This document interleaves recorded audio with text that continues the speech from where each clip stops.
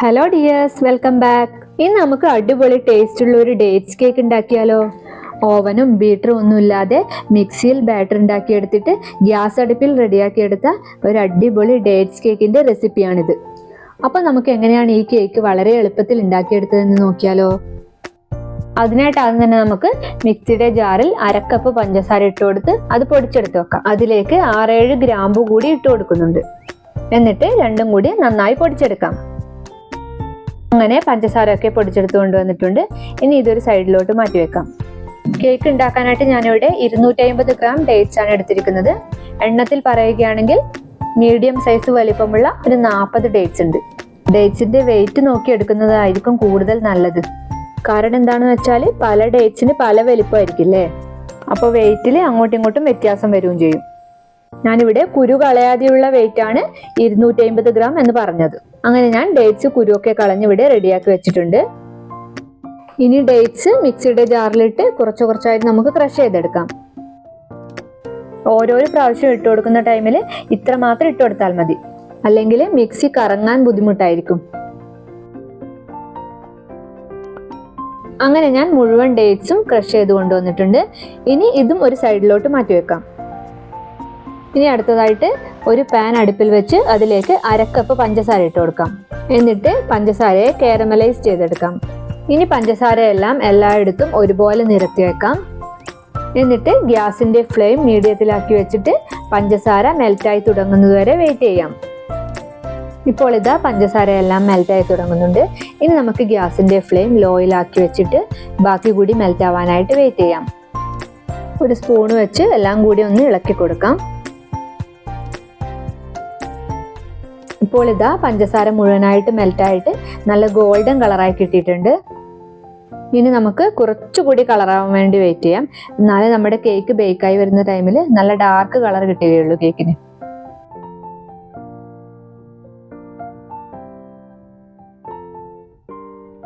ഇപ്പോൾ ഇതാ നല്ല ഡാർക്ക് കളറായിട്ടുണ്ട്. കാരമലൊക്കെ നന്നായി പതഞ്ഞു വരുന്നതായിട്ട് കാണാം. ഇനി നമുക്കിതിലേക്ക് 1/4 കപ്പ് നല്ല ചൂടുള്ള വെള്ളം ഒഴിച്ചു കൊടുക്കാം. വെള്ളം ഒഴിച്ചു കൊടുക്കുന്ന ടൈമിൽ കുറച്ചായിട്ട് വേണം ഒഴിച്ചു കൊടുക്കാൻ. എല്ലാം കൂടി ഒരുമിച്ച് ഒഴിച്ചു കൊടുക്കാൻ നിന്നാൽ നമ്മുടെ കയ്യിലും മുഖത്തൊക്കെ തെറിച്ച് പൊള്ളാനുള്ള ചാൻസ് ഉണ്ട്. ഇനി എല്ലാം കൂടി ഒന്ന് തിളപ്പിച്ചെടുക്കാം.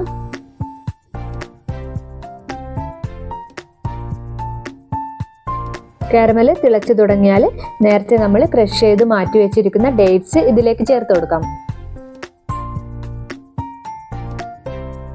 കാരമൽ സിറപ്പ് തിളക്കുന്ന ടൈമിൽ ഞാൻ ഗ്യാസിന്റെ ഫ്ലെയിം മീഡിയത്തിലാണ് ഇട്ടിരിക്കുന്നത്. ഇപ്പോൾ ഡേറ്റ്സ് ഇട്ട് കഴിഞ്ഞാൽ ഇനി നമുക്ക് ഫ്ലെയിം ലോയിലാക്കിയിട്ട് അത് നന്നായിട്ട് മെല്ലെ മിക്സ് ചെയ്തെടുക്കാം.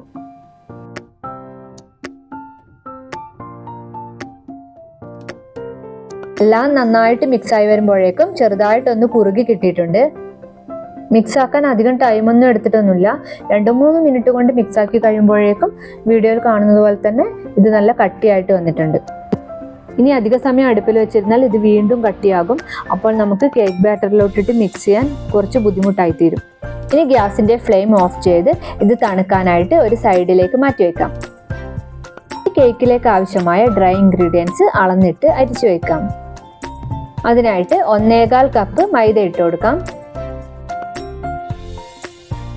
അതിലേക്ക് 1/4 ടീസ്പൂൺ ബേക്കിംഗ് പൗഡറും 1/4 ടീസ്പൂൺ ബേക്കിംഗ് സോഡയും 1 നുള്ള് ഉപ്പും ചേർത്ത് കൊടുക്കാം. എന്നിട്ട് എല്ലാം കൂടി നന്നായി ഒന്ന് അരിച്ചെടുക്കാം. അതിനുശേഷം ഒരു വിസ്ക് വെച്ച് നന്നായി ഒന്ന് മിക്സ് ചെയ്തെടുക്കാം. എന്നിട്ട് ഇതൊരു സൈഡിലേക്ക് മാറ്റി വെക്കാം. ഇനി ഒരു മിക്സിയുടെ ഡ്രൈ ആയ ജാർ എടുത്ത് അതിലേക്ക് റൂം ടെമ്പറേച്ചറിലുള്ള 2 മുട്ട പൊട്ടിച്ചൊഴിച്ചു കൊടുക്കുന്നുണ്ട്. എന്നിട്ട് മുട്ടയുടെ കൂടെ 1 ടീസ്പൂൺ വാനില എസൻസ് കൂടി ചേർത്ത് കൊടുക്കണം. ഞാൻ ഈ ടൈമിൽ വാനില എസൻസ് ചേർത്ത് കൊടുക്കാൻ മറന്നുപോയിട്ടുണ്ടായിരുന്നു. എന്നിട്ട് പിന്നീടാണ് ചേർത്ത് കൊടുത്തത്. ഇനി മുട്ട ഒരു 20-25 സെക്കൻഡ് ഹൈ സ്പീഡിൽ തന്നെ അടിച്ചെടുക്കാം. ഇനി അടിച്ചെടുത്ത മുട്ടയിലേക്ക് നേരത്തെ പൊടിച്ചു മാറ്റി വെച്ചിരിക്കുന്ന പഞ്ചസാര ചേർത്ത് കൊടുക്കാം. എന്നിട്ട് ഇതും ഒരു 15-20 സെക്കൻഡ് ഹൈ സ്പീഡിൽ തന്നെ അടിച്ചെടുക്കാം. അങ്ങനെ പഞ്ചസാരയും അടിച്ചെടുത്ത് കൊണ്ടുവന്നിട്ടുണ്ട്. ഇനി ഇതിലോട്ട് 1/2 cup plus 1 table spoon refined oil കൂടി ചേർത്ത് ഒരു 10 സെക്കൻഡ് ലോ സ്പീഡിൽ മാത്രം അടിച്ചെടുത്തിട്ട് വരാം. ഓയിലും അടിച്ചെടുത്ത് കൊണ്ടുവന്നിട്ടുണ്ട്. ഇനി ഇതൊരു ബൗളിലോട്ട് ഒഴിച്ചു കൊടുക്കാം. നേരത്തെ വാനില എസൻസ് ചേർത്ത് കൊടുക്കാൻ മറന്നുപോയത് കാരണം ഞാൻ ഇപ്പോൾ 1 ടീസ്പൂൺ വാനില എസൻസ് ചേർത്ത് കൊടുത്തു.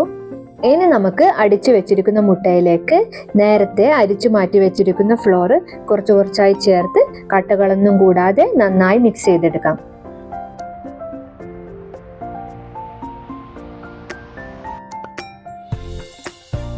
ലാസ്റ്റ് മിക്സ് ചെയ്യാനായിട്ട് ബാക്കിയുള്ള ഫ്ലോറിലേക്ക് ഒരു 10 അണ്ടിപ്പരിപ്പ് ചെറുതായിട്ട് കട്ട് ചെയ്തത് ഇട്ട് കൊടുക്കുന്നുണ്ട്. എന്നിട്ട് എല്ലാം കൂടി ഒന്ന് മിക്സ് ചെയ്തിട്ട് ബാറ്ററിലോട്ട് ഇട്ട് കൊടുക്കാം. നമ്മുടെ കേക്ക് ബേക്കായി വരുന്ന ടൈമിൽ കാഷ്യൂസ് ഒന്നും കേക്കിനടിയിൽ പോയിട്ട് സെറ്റിൽ ഡൗൺ ആവാതിരിക്കാനാണ് ഇങ്ങനെ ചെയ്യുന്നത്. എന്നിട്ട് എല്ലാം നന്നായിട്ട് മിക്സ് ചെയ്തെടുക്കാം. അങ്ങനെ ഡ്രൈ ഇൻഗ്രീഡിയൻസ് മുഴുവനായിട്ട് ഞാൻ മിക്സ് ചെയ്തെടുത്തിട്ടുണ്ട്. ഇനി ഇതിലോട്ട് നേരത്തെ തണുക്കാനായി മാറ്റിവെച്ച കാരമൽ ഡേറ്റ്സ് മിക്സ് ചേർത്ത് കൊടുക്കാം. തണുത്ത് കഴിയുമ്പോഴേക്കും ഇത് കുറച്ചുകൂടി കട്ടിയായിട്ടുണ്ട്. എന്നിട്ട് നമുക്ക് പതിയെ എല്ലാം നന്നായിട്ട് മിക്സ് ചെയ്തെടുക്കാം.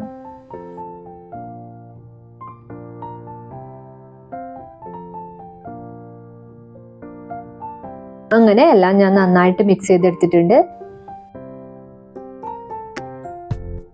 നമുക്ക് ബേക്കിംഗ് ടിന്നിലോട്ട് ഒഴിച്ചു കൊടുക്കാം. ഞാനിവിടെ 8 inch baking tin oil brush ചെയ്ത് ബട്ടർ പേപ്പർ ഇട്ട് നേരത്തെ റെഡിയാക്കി വെച്ചിട്ടുണ്ടായിരുന്നു. അങ്ങനെ ബാറ്റർ മുഴുവൻ ഒഴിച്ചു കൊടുത്തിട്ടുണ്ട്.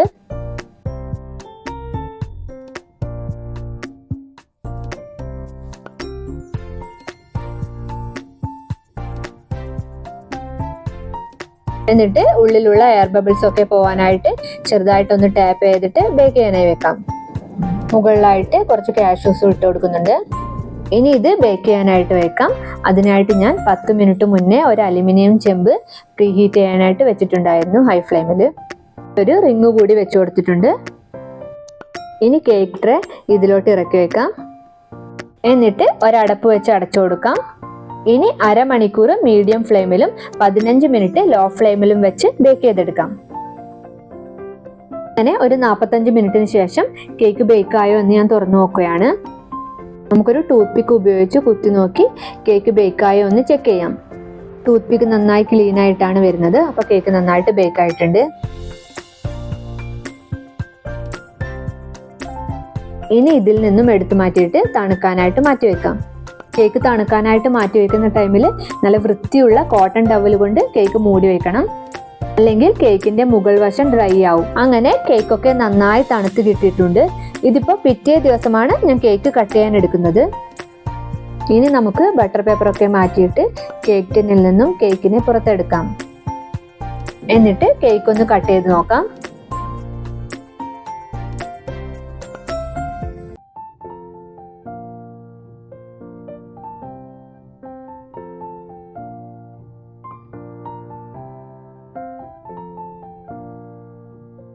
ഇതാ നല്ല അടിപൊളി സൂപ്പർ സോഫ്റ്റ് കേക്ക് തന്നെയാണ് നമുക്ക് കിട്ടിയിട്ടുള്ളത്.